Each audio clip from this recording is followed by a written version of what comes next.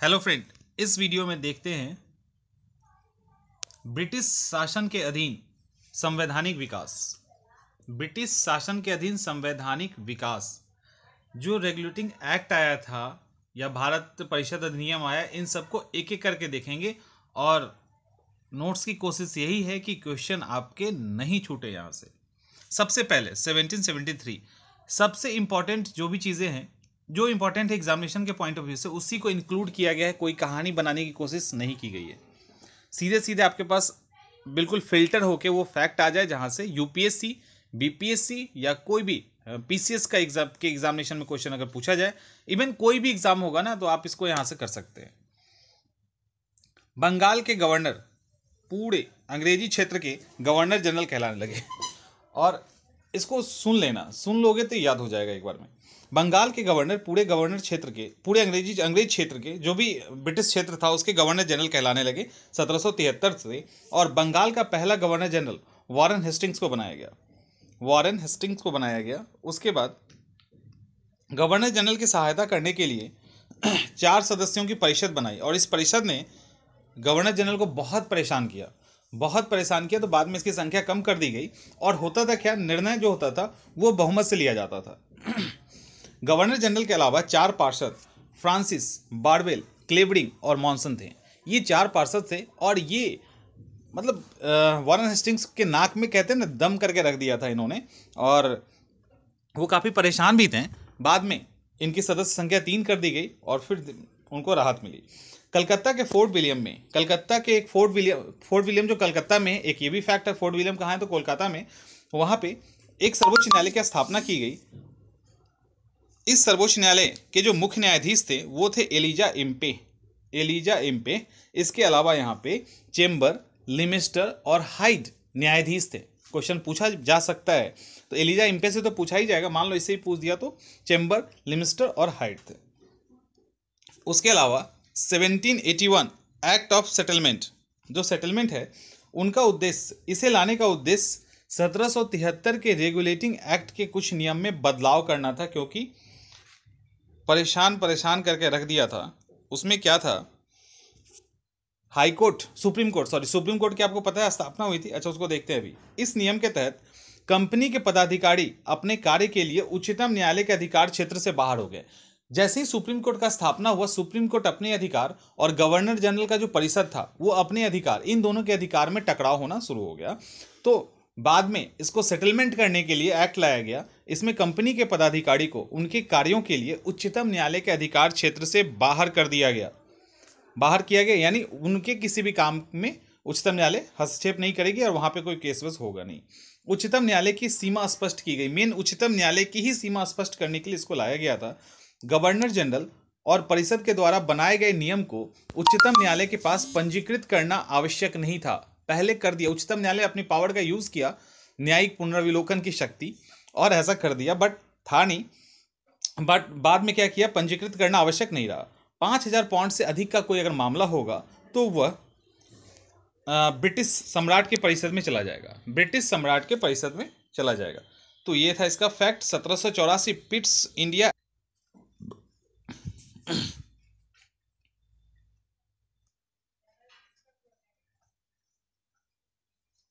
उसके बाद board of control के वेतन भारतीय कोष से मिलने लगा। बोर्ड ऑफ कंट्रोल में जो भी मेंबर थे उनका वेतन भारतीय कोष से मिलने लगा। बाद में भारत सचिव की जो परिषद थी उसका भी वेतन भारतीय कोष से मिलने लगा, लेकिन 1919 के बाद इसको समाप्त कर दिया गया। 1919 के बाद इसको समाप्त कर दिया गया। उसके बाद बहुत ही इंपॉर्टेंट है 1813 का चार्टर एक्ट। हर एग्जाम में क्वेश्चन पूछा जाता है।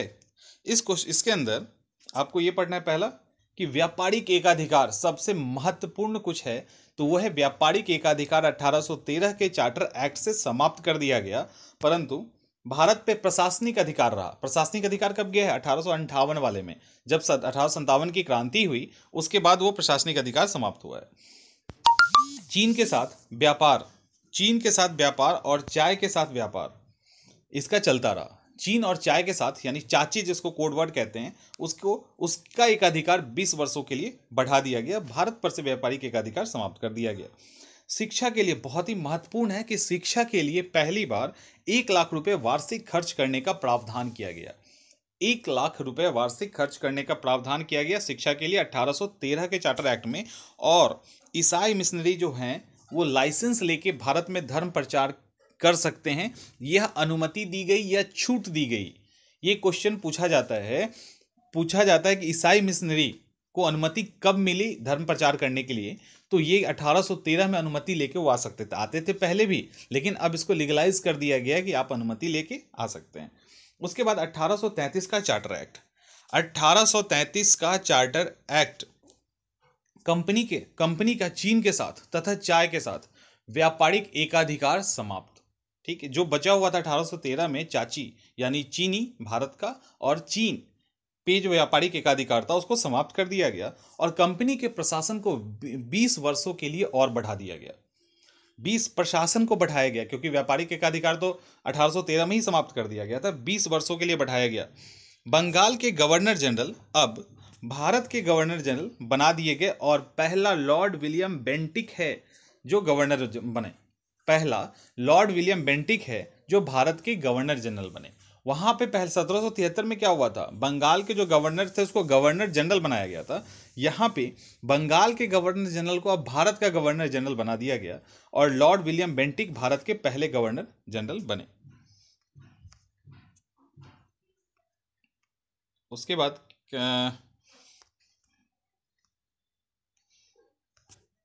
गवर्नर जनरल और उसकी कार्यकारिणी को भारत के लिए कानून बनाने का अधिकार दे दिया गया। ऑब्वियसली भारत के गवर्नर जनरल बन गए, दे दिया गया। बंबई और मद्रास प्रेसिडेंसी से कानून बनाने का अधिकार समाप्त कर दिया गया। जैसे ही इनको अथॉरिटी मिली, बंबई और मद्रास की जो प्रेसिडेंसी थी उनको कानून बनाने का अधिकार समाप्त कर दिया गया। गवर्नर जनरल की कार्यकारिणी में चौथे सदस्य के रूप में एक कानूनी सदस्य की नियुक्ति की गई। और वो कौन थे? वो चौथे सदस्य के रूप में कानूनी सदस्य कौन थे? मैकाले, जिन्होंने मैकाले शिक्षा पद्धति लाई, जिसको 1835 में विलियम बेंटिक ने लागू करवाया था। इस अधिनियम की सबसे महत्वपूर्ण धारा 87, देखो इसके अंदर वही फैक्ट है जो सीधे सीधे एग्जामिनेशन में पूछा जाता है, एकदम एग्जैक्ट निकाल के लाया गया है कि सीधा सीधा आप हिट करो एग्जामिनेशन को। सबसे महत्वपूर्ण धारा 87 है। इसके अनुसार सरकारी चयन में भारतीयों के साथ जाति, धर्म, नस्ल आदि के आधार पर भेदभाव नहीं किया जाएगा। ये बोला गया है कि भेदभाव नहीं किया जाएगा। 1853 बहुत ही इंपॉर्टेंट है। क्यों है? क्योंकि इसके बाद इनका शासन समाप्त हो गया। 1858 के बाद भारतीय प्रशासन को कंपनी का दिन रखा गया, परंतु नहीं, भारतीय प्रशासन को कंटिन्यू रखा गया, यानी रखा गया। लेकिन अब जो पहले 20 साल के लिए बढ़ा दिया जाता था, अब 20 साल के लिए नहीं बढ़ा के कोई निश्चित समय सीमा तय नहीं की गई, क्योंकि वहां तक तब तक ब्रिटिश संसद को समझ में आ गया था कि अब किसी भी टाइम में कंपनी के जो एकाधिकार है उसको समाप्त किया जा सकता है। उसका जो शासन है वो सीधे सीधे ब्रिटिश संसद के अंदर आ जाएगा, ब्रिटिश क्राउन के अंदर आ जाएगा। तो प्रशासन को कंटिन्यू तो रखा गया, बट निश्चित समय सीमा निर्धारित नहीं की गई। क्वेश्चन पूछ सकता है कि 1853 में 20 साल के लिए फिर से उसको बढ़ा दिया गया, तो ऐसा नहीं था। निश्चित समय सीमा बढ़ा तो दिया गया, लेकिन निश्चित समय सीमा निर्धारित नहीं की गई थी। सिविल सेवक की नियुक्ति का आधार प्रतियोगिता परीक्षा को बनाया गया। ये बहुत महत्वपूर्ण है, बार बार पूछा जाता है इससे। और इसके पहले क्या था, बोर्ड ऑफ डायरेक्टर जो थे ना, या बोर्ड ऑफ कंट्रोल, वो वही सिविल सेवक की नियुक्ति करते थे। तो अब उसको हटा दिया गया और प्रतियोगिता परीक्षा को इसके लिए आधार बनाया गया। भारत में पहली बार पृथक विधान परिषद की स्थापना की गई। विधान परिषद की संख्या 12 निर्धारित की गई। ये इंपॉर्टेंट है। 1858 टर्निंग पॉइंट, ब्रिटिश क्राउन को भारतीय सत्ता सौंप दिया गया। ब्रिटिश क्राउन को भारत की सत्ता सौंप दी गई। अब गवर्नर जनरल जैसे ही सौंपा गया, गवर्नर जनरल वायसराय कहलाने लगे। और क्वेश्चन अगर आपसे ये पूछे कि ब्रिटिश भारत का अंतिम गवर्नर जनरल कौन था, ब्रिटिश भारत का, स्वतंत्र का नहीं, तो फिर आंसर बदल जाएगा। ब्रिटिश भारत का अंतिम गवर्नर जनरल और प्रथम वायसराय, तो दोनों कैनिंग थे, क्योंकि लास्ट थे और इन्हीं को वायसराय बना दिया गया, तो ये कैनिंग थे। बोर्ड ऑफ डायरेक्टर और बोर्ड ऑफ कंट्रोल को समाप्त कर दिया गया। ठीक, डायरेक्टर और बोर्ड ऑफ कंट्रोल को समाप्त कर दिया गया और इसके समस्त अधिकार भारत सचिव को दे दिया गया। भारत सचिव रहते थे ब्रिटिश संसद में, उनको दे दिया गया। उनके सहायता के लिए 15 सदस्यीय भारत परिषद का गठन किया गया। इनकी भी सैलरी कंटिन्यू भारतीय कोष से ही कटती रही 1919 तक, और 1919 में जाके फिर उसको हटाया गया। 1861 का भारत परिषद अधिनियम। 1861 ईस्वी में प्रथम भारतीय परिषद अधिनियम पारित किया गया। प्रथम भारतीय परिषद अधिनियम पारित किया गया। और इंडियन काउंसिल एक्ट 1861 के द्वारा गवर्नर जनरल को अध्यादेश जारी करने की शक्ति प्रदान की गई। यह अध्यादेश अधिकतम 6 महीने। अब ये ध्यान रखना है कि अध्यादेश जारी करने की, यहां पे देख लो आप, 1861 का भारत परिषद अधिनियम के अंतर्गत अध्यादेश जारी करने की शक्ति प्रदान की गई। तो ये ध्यान रखना है, वीटो और अध्यादेश ये दोनों आपको ध्यान रखना है। तो अध्यादेश 1861 के अंदर प्रदान की गई। 6 महीने, अभी भी अध्यादेश 6 महीने चलता है, उस समय भी 6 महीने चलता था। विभागीय यानी पोर्टफोलियो सिस्टम, विभागीय जो मंत्री है ना, अलग अलग विभाग दिया जाता है, इसकी शुरुआत कैनिंग के टाइम में ही हुई थी, 1861 से हुई थी, और विभागीय पत्ती की शुरुआत हुई थी। विधान परिषद को कानून बनाने का अधिकार था, परंतु प्रशासन और वित्त संबंधी प्रश्न पूछने का अधिकार नहीं था। प्रश्न पूछने का अधिकार नहीं था। काउंसिल में गैर सरकारी सदस्यों की नियुक्ति का प्रावधान भी किया गया। 1892 इंपॉर्टेंट है, बहुत ही इंपॉर्टेंट है ये, क्योंकि 1892 में क्या हुआ कि बजट पर विचार करने और बहस पर, बजट पर विचार प्रकट करने और बहस का अधिकार दिया गया। बजट पर विचार प्रकट करने और बहस का अधिकार दिया गया, परंतु इस विषय पर संसद में कोई प्रस्ताव रखने या मत देने का अधिकार नहीं था। संसद में कोई प्रस्ताव रखने या मत देने का अधिकार नहीं था, लेकिन बजट पे बहस करने का अधिकार दिया गया। सार्वजनिक हित से संबंधित अगर कोई प्रश्न है, सार्वजनिक हित से संबंधित प्रश्न है, तो 6 दिन पूर्व सूचना देकर वह पूछा जा सकता है, परंतु पूरक प्रश्न पूछने का अधिकार नहीं दिया गया। किस अधिनियम में? इस अधिनियम में निर्वाचन पद्धति का प्रारंभ किया गया, पर चुनाव शब्द का यूज नहीं किया गया। कहीं निर्वाचन पद्धति प्रारंभ किया गया, लेकिन कहीं ये नहीं बोला कि चुनाव करवाना है, तो चुनाव शब्द का प्रयोग नहीं किया गया था।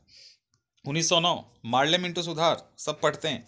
इसके अंदर जो फैक्ट है, पहला ही, सांप्रदायिक आधार पर निर्वाचन पद्धति, यानी मुसलमानों को पृथक निर्वाचन, मुसलमानों के लिए पृथक निर्वाचन की व्यवस्था की गई, जहां पे मुस्लिम ही उसको वोट करेंगे। भारत में प्रतिनिधित्व के आधार पर विधान परिषद में निर्वाचन प्रणाली लागू की गई। प्रतिनिधित्व के आधार पर, और विधान परिषद के सदस्य अब क्या था, वार्षिक बजट पर विचार रख सकते थे, प्रस्ताव प्रस्तुत कर सकते थे, विचार भी रख सकते थे, प्रस्ताव भी प्रस्तुत कर सकते थे, और पूरक प्रश्न पूछ सकते थे। पहले क्या था, प्रश्न पूछ सकते थे, अब पूरक प्रश्न भी पूछ सकते थे। ये इंपॉर्टेंट है। 1919, जैसा कि पता है, भारत सचिव का वेतन अब ब्रिटेन के कोष से मिलने लगा, भारत से हटा दिया गया। प्रांत में द्वैत शासन लागू की गई, जिसको 1919 में 35 में बदल दिया गया। ठीक है, तो प्रांत में द्वैत शासन प्रणाली लागू की गई। इसके तहत प्रांतीय विषय को आरक्षित और हस्तांतरित 2 भागों में बांटा गया। आरक्षित और हस्तांतरित 2 भागों में बांटा गया। आरक्षित विषय क्या होता था, जिसपे गवर्नर जनरल को, आरक्षित विषय वे थे जिसमें गवर्नर जनरल अपनी परिषद के साथ निर्णय लेती थी, और हस्तांतरित विषय वो थे जिसमें प्रशासन का अधिकार भारतीय जो मंत्री थे उनके हाथ में था, लेकिन यहाँ पे भी गवर्नर को ही पावर ज़्यादा थी, वीटो थी उसके पास ना, वीटो लगा दिया करते थे अक्सर। हाँ, केंद्रीय स्तर पे। और हस्तांतरित और आरक्षित विषय जो था, इसमें जो विषय बांटा गया वो भी बहुत ही अनुचित तरीके से बांटा गया। केंद्रीय स्तर पे द्विसदनात्मक विधानमंडल की व्यवस्था की गई, राज्य परिषद और विधानसभा। सांप्रदायिक निर्वाचन प्रणाली का विस्तार किया गया। मुस्लिम के अलावा यूरोपीय और सिखों को भी, यानी ये जो कहीं लिखा जाए कि सांप्रदायिक निर्वाचन प्रणाली नहीं थी 1919 में, गलत है, थी नहीं, इवन उसका विस्तार ही किया गया। भारत शासन अधिनियम 1935 इस अधिनियम से संघीय व्यवस्था की अनुशंसा की गई। संघीय व्यवस्था की यह सबसे बड़ा जटिल दस्तावेज है, जिसके 12 भाग, 321 धाराएं और 10 अनुसूचियां हैं। द्वैत शासन प्रणाली द्वैत शासन प्रांतीय स्तर से समाप्त कर केंद्रीय स्तर पर लगा दिया गया। द्वैत शासन प्रांतीय स्तर से समाप्त करके कहाँ लगा दिया गया, केंद्रीय स्तर पे। और इस अधिनियम के तहत प्रांतीय स्वायत्तता की स्थापना की गई। शासन करने, अच्छा ये जो 3 सूची है इसको 3 सूची भी बांटा गया, संघीय, प्रांतीय और समवर्ती सूची, और वर्मा को भारत से अलग कर दिया गया। और जो है वो बाद में करेंगे। तो इस तरह से जो एक्ट था वो आपने देख लिया।